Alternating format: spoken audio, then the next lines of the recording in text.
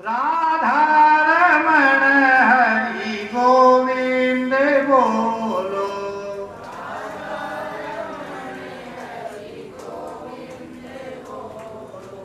गोविंद बोलो हरि गोपाल बोलो।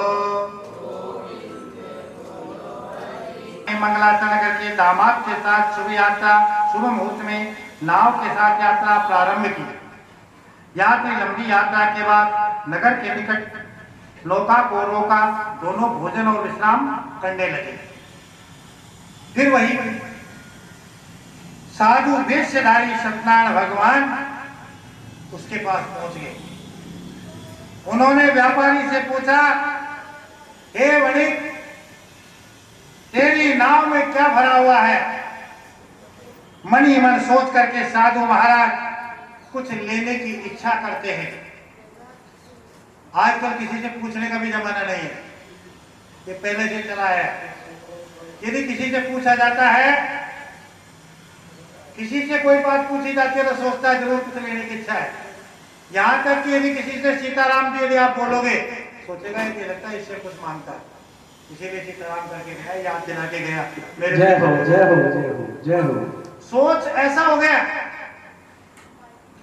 और ये सोच करके व्यापारी ने उससे झूठ बोल दिया और क्या कहा कि हे दंडी स्वामी, मेरी नौका में तो बेल पत्ते भरे हुए हैं, बेल पत्ते आदि भरे हुए हैं।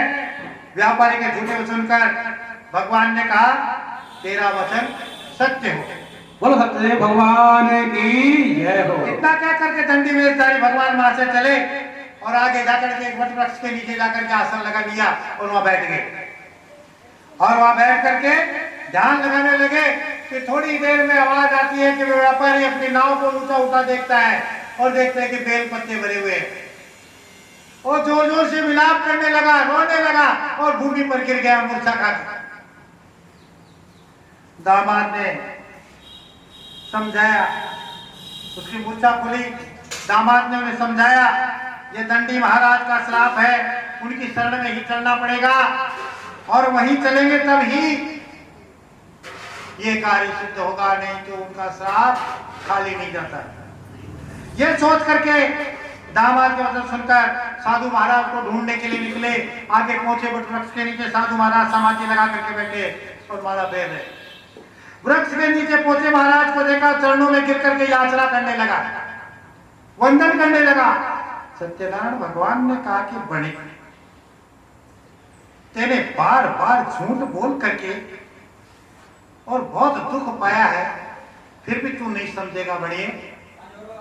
तूने बार बार सत्य भगवान की पूजा करने का निश्चय किया, मैं तुझे बार बार माफ करता रहा है, और वो संकल्प अब भी तू पूरा नहीं कर रहा और फिर झूठ और बोलता है। व्यापारी ने हाथ जोड़कर भगवान से प्रार्थना की, हे प्रभु दीनानाथ, हे दुखियों के कष्टों को दूर करने वाले, मेरी गलती को क्षमा कर दो, मेरी नाव को पहले के समान ढंग से भर दो। हे प्रभु, ब्रह्मा आदि देवता भी जब आपके स्वरूप को नहीं जान सकते तो मेरा जैसा अभागा आपके स्वरूप को कैसे जान सकता है? तो कृपा करके पहले के समान मेरी नौका को भर दो। मैं आपसे पुनः संकल्प करता हूं कि मैं आपकी पूजा व्रत करूंगा। यह कहकर के बार बार विनती की। व्यापारी के द्वारा श्री हरि का गुणगान सुनकर के भगवान फिर प्रसन्न हो गए।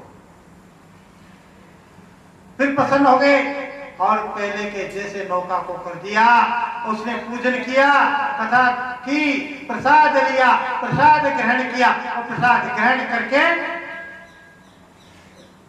नौका सहित नगर के निकट पहुंचा। और नगर के निकट पहुंच करके सेवक को कहा कि सेवक जाओ और घर जाकर के कहो कि व्यापारी और दामाद जी आगे हैं। और सेवक घर पहुंचा।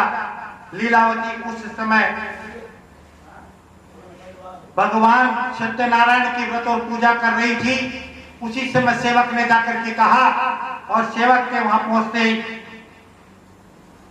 लीलावती ने कथा को पूरा किया, प्रसाद को ग्रहण किया और प्रसाद ग्रहण कर अपनी पुत्री से बोली कि हे पुत्री, तू भी पूजा को पूरा कर, काम को पूरा करके प्रसाद ग्रहण करके अपने पति दर्शन के लिए आना। मैं चलती हूँ, तू अपना काम निपटा के वहां पहुंच जाना। कलावती ने क्या किया, न तो प्रसाद ग्रहण किया और न ही चरणामत लिया और पूजा पूरी करके चल दी अपने पति को दर्शन करने के लिए। और जैसे ही पति मिलने की खुशी में वो सब कुछ भूल गई और जैसे ही वहां पहुंची तो दामाद और नाव सहित पानी में डुबो दिया, डूब गई नाव। फिर वही विलाप शुरू हो गया, हे प्रभु क्या होगा, हे प्रभु क्या होगा, ये नाव डूब गई, जरूर मेरे परिवार से कोई भूल हुई है, फिर कोई भूल हुई है। विचार करने लगे। कलावती जोर जोर से रोने लगी। व्यापारी ने कहा, पुत्री अवश्य ही हमारे परिवार से कोई भूल हुई है और सत्यदेव ने ये किया है, ये निश्चय है। जब व्यापारी ने भगवान से बार बार क्षमा प्रार्थना मांगी, प्रार्थना की, मेरे परिवार से यदि कोई भूल हुई हो तो माफ कर देना, मैं सामर्थ्य के अनुसार आपकी पूजा करूंगा। ये बार बार प्रभु ने कहा, प्रार्थना की तो आकाशवाणी हुई कि हे व्यापारी, तेरी पुत्री मेरा प्रसाद छोड़कर आई है, ये घर जाकर प्रसाद पाकर लौट कर आएगी तो इसका पति अवश्य ही मिलेगा। इस प्रकार आकाशवाणी को सुना। कलावती वापस घर गई, भगवान से क्षमा यात्रा मांगी, प्रसाद लिया, अपने बंधु बंधुओं के साथ उसने पूजन किया और प्रसाद बांटकर स्वयं ने ग्रहण किया। और इस प्रकार वह अपने पति से मिलने के लिए आई, उसका पति वहीं मिल गया और वहां मिलने के बाद सामूहिक रूप से उन्होंने कथा का फिर आयोजन किया, प्रसाद ग्रहण किया, सबको बांटा और फिर अपने घर के लिए प्रस्थान किया। और इस प्रकार प्रति महा सत्यनारायण भगवान का पूजन व्रत कर आनंदित होकर के जीवन यापन किया और वैकुंठ धाम को प्राप्त किया। बोलो सत्यदेव भगवान की जय हो। राम सीताराम सीताराम कहिए, जाहि विधि राखे राम ताहि विधि रहिए। सीताराम सीताराम सीताराम कहिए, जाहि विधि राखे राम ताहि विधि रहिए। सीताराम कहिए। तेरे साथ में रूप खिला नहीं प्यारे, राम तेरे साथ में